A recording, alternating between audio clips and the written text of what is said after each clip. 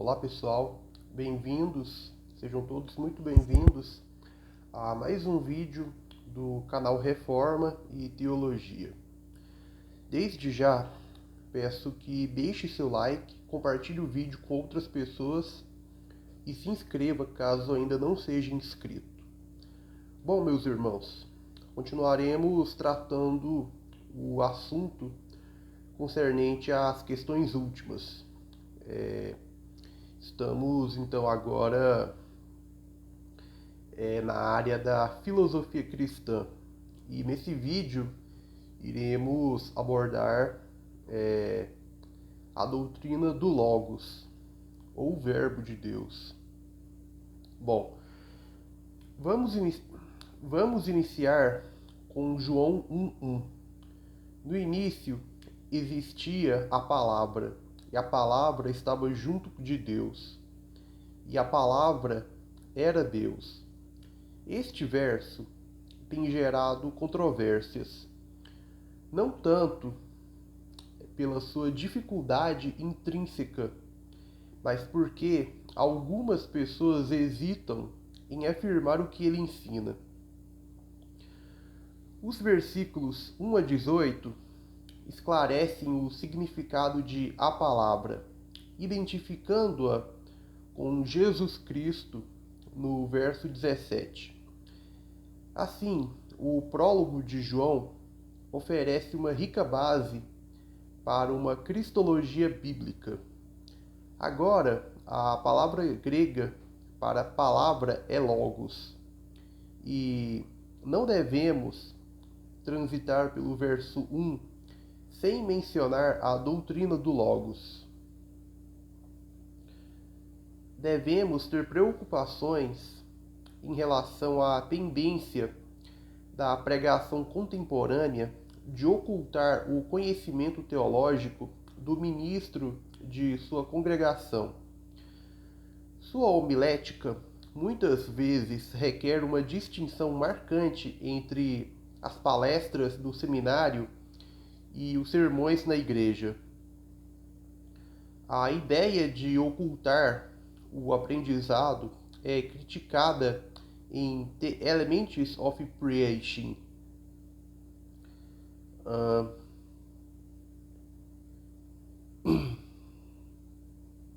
Bom, o que diz esse escrito? Ao sair da escola, ele está tão apaixonado por suas anotações que tenta transformá-las em esboços de sermões, e sua congregação é submetida a termos como logos, união, hipostática, parousia e assim por diante. Sabemos de uma igreja localizada perto de um seminário que sempre sabia sobre o que o novo pastor estudante pregaria em seu primeiro sermão, a doutrina do Logos em João 1. Por quê? Porque essa era uma das primeiras palestras dadas na aula de grego a cada ano. A discussão sobre a doutrina do Logos é encorajada e termos técnicos são úteis para resumir conceitos complexos. No entanto, é crucial defini-los cuidadosamente e não evitar sua exposição ao público em geral. Mesmo palavras como parousia, trindade, união hipostática e predestinação podem ser úteis se bem compreendidas. Os crentes devem ser capacitados a entender termos teológicos para se envolverem com a literatura teológica. Portanto, em vez de esconder nossa educação teológica de outros crentes, devemos compartilhá-la, ensinando-lhes o que aprendemos.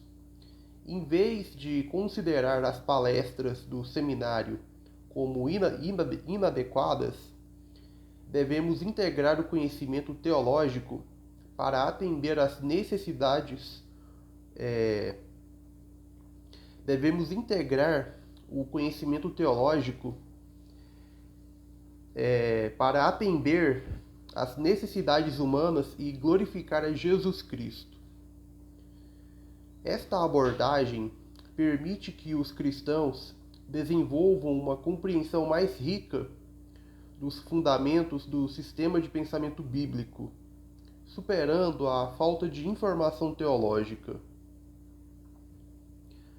Da mesma forma que Paulo não hesitou em pregar qualquer coisa que fosse útil, Atos 20:20, aos seus ouvintes, a igreja deve instruir todos os crentes em um sistema bíblico de teologia.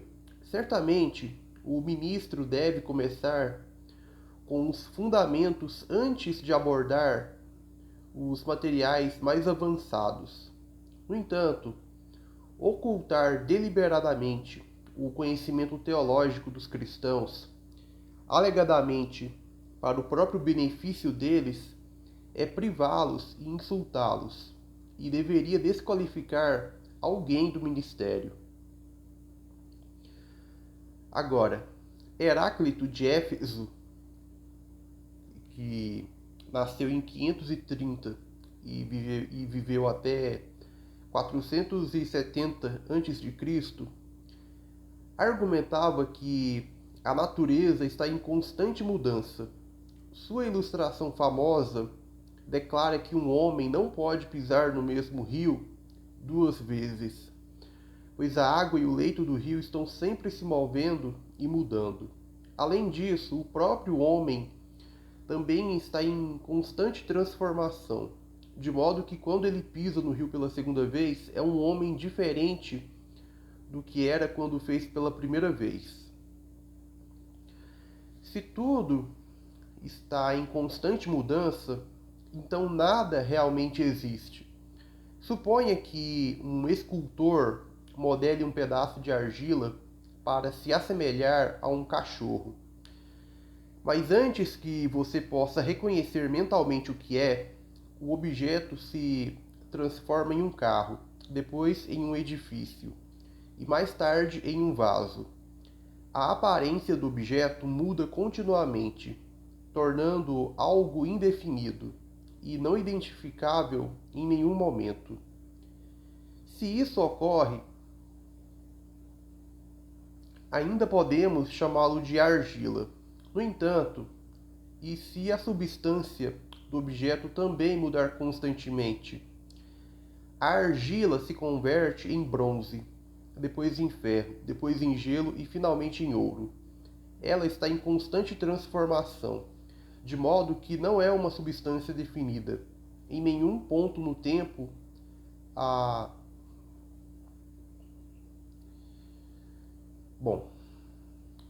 o objeto não é algo discernível em nenhum momento no tempo. Se algo não representa nada, então é nada. E se é nada, então não pode ser conhecido. Portanto, o conhecimento depende da imutabilidade. Assim, Heráclito propôs um logos, uma lei ou princípio que permanece inalterado. É um agente racional e bom, cuja atividade aparece como a ordem da natureza. Sem ele, tudo seria caos e a natureza seria ininteligível. Posteriormente, o logos foi adotado pelo estoicismo, uma escola de pensamento fundada por Zenão de Cítio, cerca de 300 a.C. Os estoicos eram mais ideologicamente diversos do que seus contemporâneos epicuristas. E Paulo confrontou ambos os grupos quando estava em Atenas, Atos 17 e 18. O estoicismo considerava o logos como um princípio de razão divina, e o logos e spermatikoi como sementes e faíscas de fogo divino, governam o desenvolvimento de cada objeto na natureza.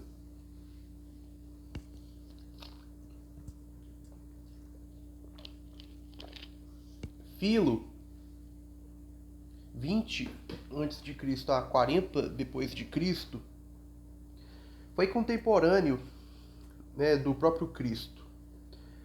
Este filósofo judeu helenístico de Alexandria tinha uma doutrina do Logos bem desenvolvida que parecia fazer da palavra nada mais do que a faculdade da razão de Deus. No entanto, vários pontos de inconsistência tornam difícil especificar a natureza exata do Logos de Filo. Embora seja representado de várias maneiras em seus escritos, os intérpretes entendem que seu propósito principal é fazer a ponte entre a divindade transcendente e o mundo inferior e servir como a lei unificadora do universo, o fundamento de sua ordem e racionalidade. Na época em que o apóstolo João escreveu seu evangelho, a palavra Logos tinha sido investida com muito pano de fundo filosófico e significado.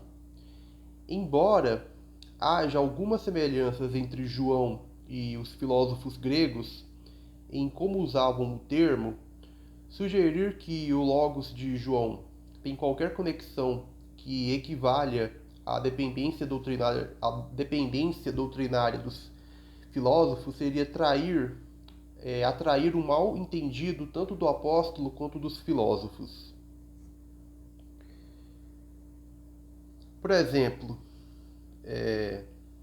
Heráclito era como os filósofos milesianos em muitos aspectos, e os estoicos mantinham uma física materialista.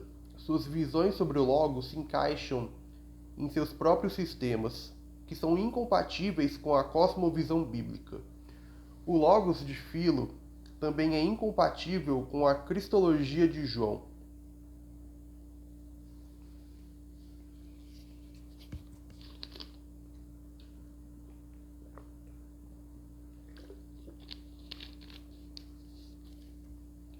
Quando João se refere à palavra ou Logos, ele está pensando em um ser divino, pessoal, que define e demonstra racionalidade, e não em um princípio metafísico não pessoal.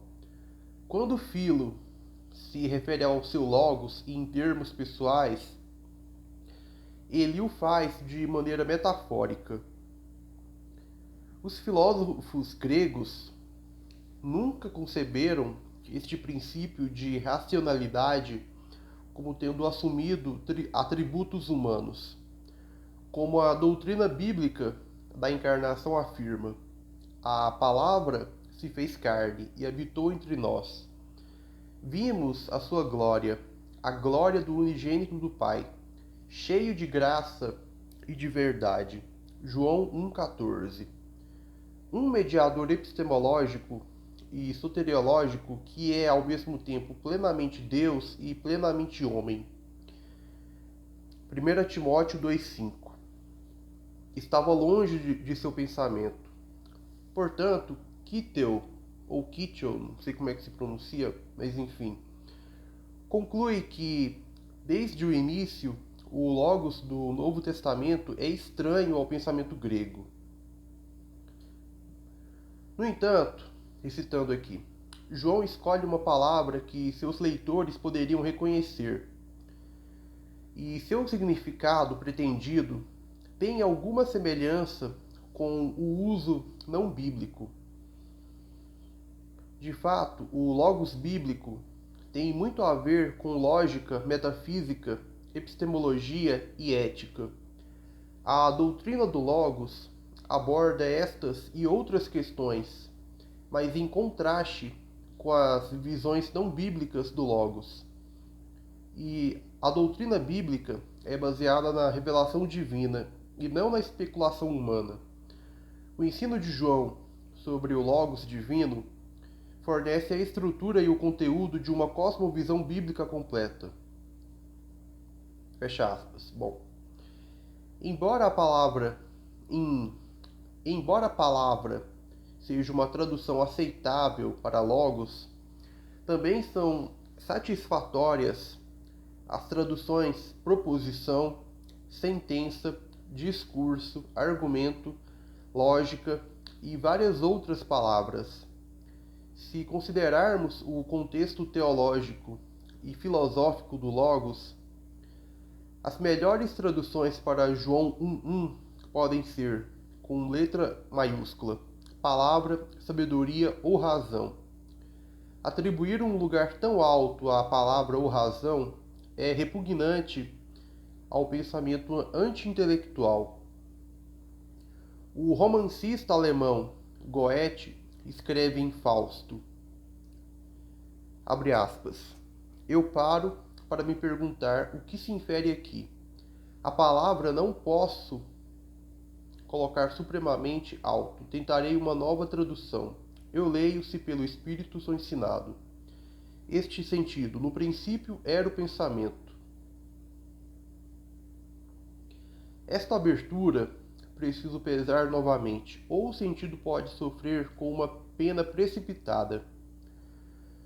O pensamento cria e trabalha e governa a hora? Seria melhor. No princípio era o poder. No entanto, enquanto a pena é urgida com dedos dispostos, uma sensação de dúvida e hesitação persiste. O Espírito vem me guiar em minha necessidade. Eu escrevo. No princípio era o ato. Fecha aspas. Isso se encontra no rol dos grandes livros do mundo ocidental, volume 45, Enciclopédia Britânica, de 1996, página 12. Enfim, prosseguindo. O resultado não reflete uma tradução literal do versículo bíblico, mas expressa um viés contra a visão cristã do universo. Goethe não se preocupa com a verdade do versículo, mas busca opor-se ao intelectualismo de João. Se no princípio era a palavra ou o pensamento, como indicariam traduções mais diretas, então esse princípio divino e pessoal da razão criou e ainda governa o universo, implicando que a fé cristã deve ser totalmente intelectual e racional.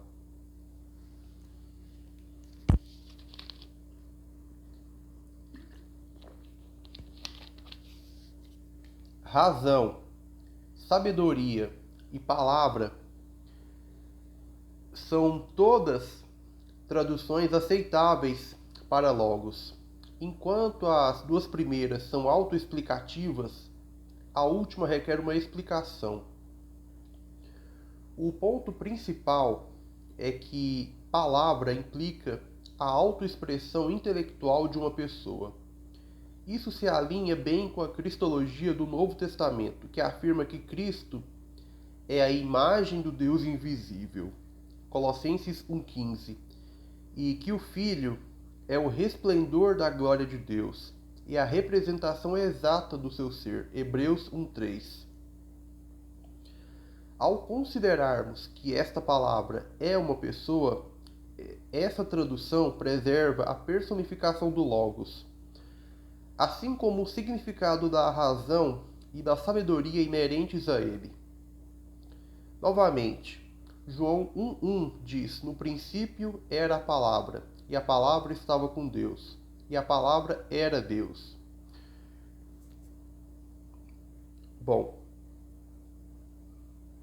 a expressão no princípio evoca Gênesis 1,1, sugerindo que a palavra desempenhou um papel na criação. Exploraremos esse papel quando chegarmos ao versículo 3. Assim, a palavra estava com Deus sugere uma distinção significativa que começa a revelar a doutrina da Trindade. A palavra com traduzida é pros. Dizer que a palavra ou Cristo está com Deus indica que ele é distinguível de Deus. Alguns exemplos de pros incluem suas irmãs não estão aqui conosco, Marcos 6,3. Todos os dias estive contigo, Marcos 14,49. Eu gostaria de tê-lo comigo, Filemão 13. Proclamamo-vos a vida eterna que estava com o Pai e nos apareceu, 1 João 1,2. O último exemplo refere-se a Cristo e novamente implica que ele não é idêntico ao Pai, mas que tem uma relação definida com ele. A palavra Deus, Theos, geralmente se refere ao Pai no Novo Testamento e, portanto, Cristo não é idêntico a Deus, o Pai. No entanto, o fato de Cristo não ser idêntico ao Pai não significa que Cristo não seja deidade. João escreve: ele estava com Deus no princípio, verso 2, o que sugere sua deidade.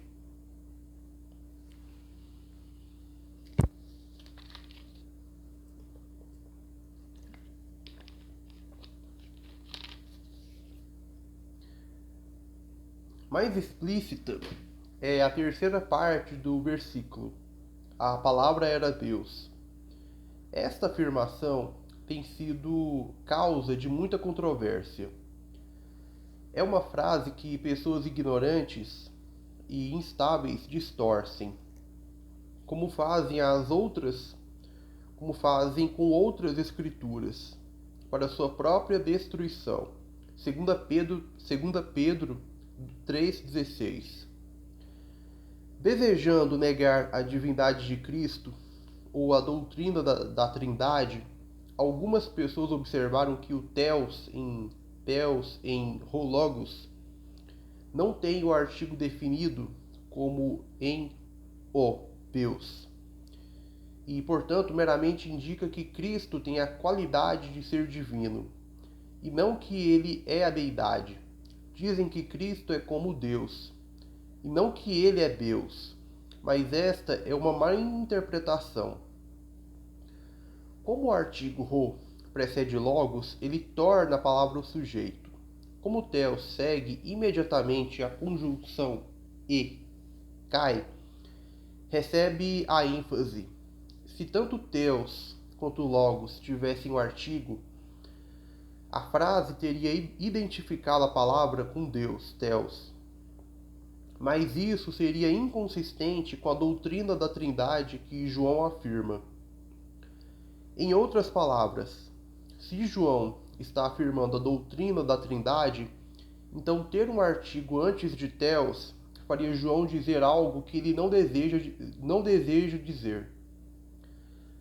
A estrutura gramatical da cláusula exige a tradução. A palavra era Deus. A R-E-B traduz. O que Deus era, a palavra era. A cláusula, tal como está escrita, afirma a divindade de Cristo e também preserva a doutrina da Trindade.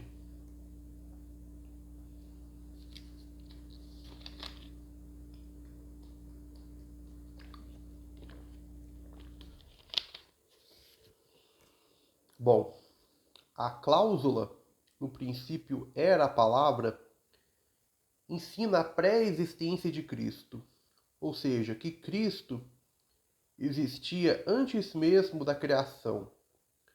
Então, a palavra estava com Deus, implica uma relação íntima entre Cristo e Deus, sem identificá-los.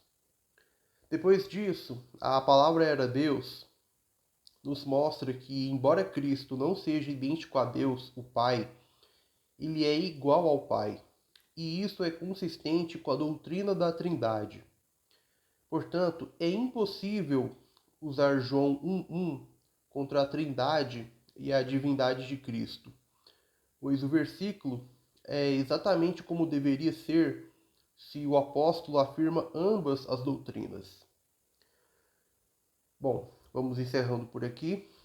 Eu peço que compartilhe esse vídeo com outras pessoas e espero que esse vídeo venha servir de edificação para a sua vida cristã.